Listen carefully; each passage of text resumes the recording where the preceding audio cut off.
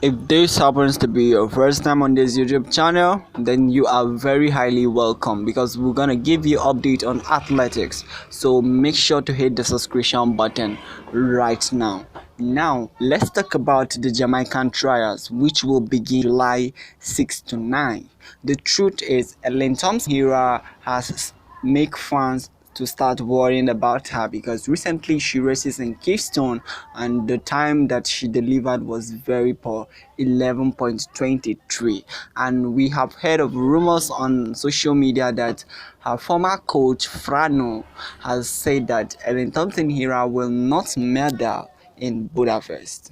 And a lot of fans are blaming Ellen Thompson Hera for leaving her former coach and training with her husband. We all know that her husband is Ellen Thompson Hera new coach, and a lot of people are saying that she should go back to her former coach, which is Francis Steven.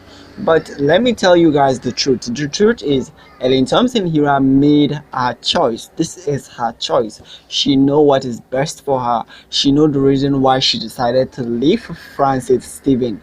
The truth is fans will never know what this athlete go through.